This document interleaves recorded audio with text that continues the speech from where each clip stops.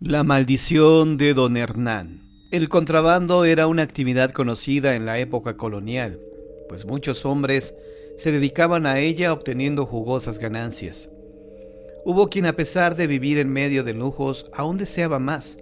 Tal es el caso de Hernán Valladares, un importante hacendado, quien debido a sus influencias y conocidos, se había enterado del traslado secreto de un cargamento de oro y que para llegar a su destino tendría que pasar por esa ciudad. Precisamente se buscaba alejar a los bandidos y por ello la operación había sido disfrazada. Sin embargo, el hacendado tenía conocimiento de la hora y la ruta que tomaría el carruaje, así que decidió contratar a una banda de criminales para que perpetrara el asalto. Buscó a los más conocidos y una vez hecho el trato, el jefe de la banda se comprometió a traerle el botín. El hacendado regresó a casa. Al llegar encontró a su hija en brazos de Álvaro, uno de sus peones. Enfurecido se abalanzó contra el jornalero y a empujones lo sacó de su propiedad. Le dijo que en su hacienda ya no había trabajo para él y lo maldijo. Te deseo la peor de las tragedias por atreverte a enamorar a mi hija, pues tú nunca serás digno de ella. A pesar de que Álvaro intentó explicarle lo sucedido y argumentó querer bien a la hija, don Hernán le prohibió acercarse a ella y entrar nuevamente a la propiedad. Entristecido, el joven se dirigió hacia la cantina más cercana. Casualmente resultó ser la misma en la que el codicioso caballero cerró el trato con el bandolero. Un par de hombres que también bebían en la cantina invitaron a Álvaro a sentarse con ellos, pues lo miraron decaído y sumamente deprimido. Minutos más tarde el jefe de la banda lanzó una señal y todos de inmediato se pusieron de pie. Salieron de la taberna y se percataron de la llegada de un carruaje muy austero, tal y como lo había descrito el hacendado. Luego de comprar algunos víveres y de refrescar a los caballos, el vehículo que transportaba el oro partió. Se dirigía a la zona boscosa para continuar con su camino. El paraje fue aprovechado por los bandidos, quienes lo interceptaron y ordenaron bajar el cargamento. Muchos fueron los costales que poco a poco se fueron juntando bajo un árbol. Una vez logrado el objetivo, los malhechores se dispusieron a no dejar huella del asalto, por lo que lanzaron el carruaje al precipicio y mataron a los hombres que viajaban en este. Pasaron 2 semanas y no se sabía nada, ni del cargamento ni de los ladrones. La noticia del robo y de la desaparición del gran botín corrió todos los rincones del pueblo. Muchos hombres se dieron a la tarea de buscar el tesoro. Sin embargo, ninguno lograba el objetivo, pues no había rastro alguno. Una tarde, 2 amigos regresaban al pueblo. Luego de varias horas de parranda, temían que les cayera la noche en medio del bosque, por lo que intentaban caminar rápido, a pesar de su estado de ebriedad. De pronto, uno de ellos creyó ver algo que brillaba en la oscuridad, y curioso, bajo sus pies se movieron unas rocas. El hombre intentó quitarlas para averiguar qué había debajo de ellas. Sorpresivamente se abrió un gran pozo oscuro. Se asomó para mirar qué había dentro, y lo que observó lo dejó paralizado por unos minutos. Luego corrió hasta donde se encontraba su amigo y le mencionó que acababa de ver el infierno. De pronto, una sensación extraña se apoderó de él. Le puso la mirada en blanco y lo encaminó hacia la boca del pozo. Una vez ahí, lo incitó a arrojarse, y así lo hizo. El segundo amigo logró ver unos seres espectrales que se parecían a los malhechores desaparecidos. Sin embargo, no pudo huir y también corrió con la misma suerte.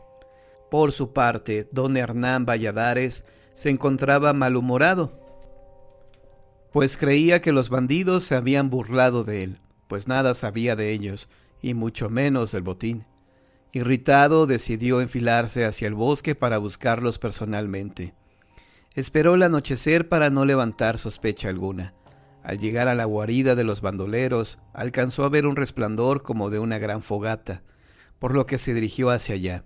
Pensó que tal vez descansaban después de haber asaltado todo el día, o bien que realizaban el reparto de las ganancias. Esto era lo que cruzaba por su mente cuando escuchó un gemido.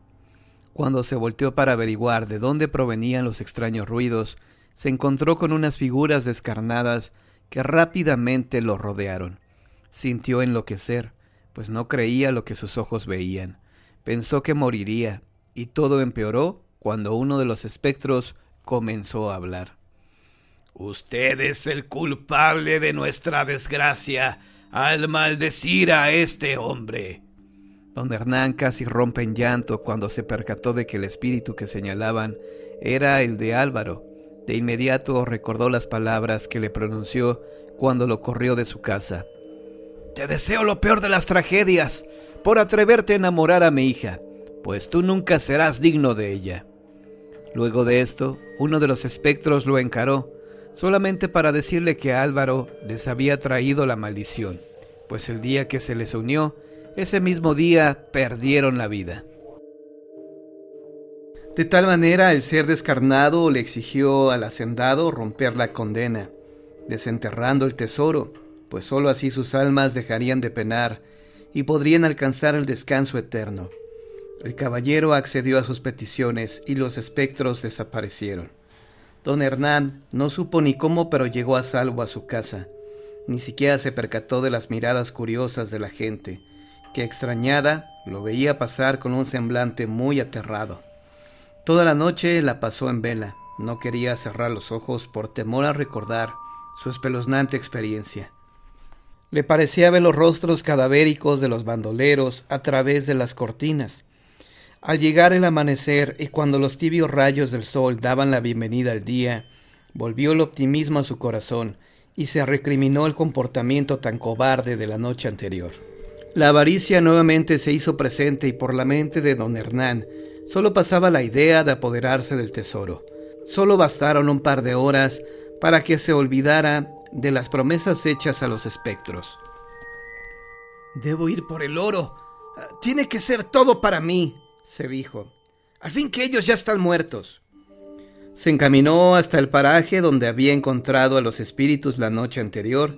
Sin embargo, no lograba distinguir con certeza el lugar exacto de la aparición. Levantó rocas, escarbó bajo los plantíos y algunos árboles sin encontrar ni una pista. La tarde cayó y, cansado por la jornada, decidió volverse a la hacienda. No obstante, al intentar abrir el portón, un grupo de seres extraños se apostó alrededor de él.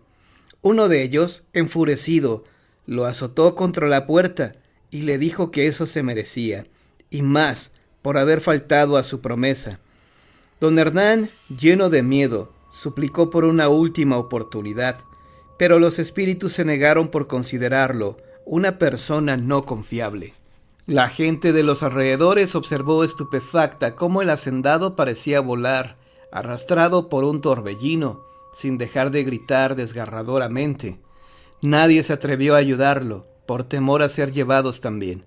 La gente se refugió en sus casas, en la iglesia y en los negocios que ante lo acontecido cerraban rápidamente, dando alojamiento a las personas que pasaban por ahí.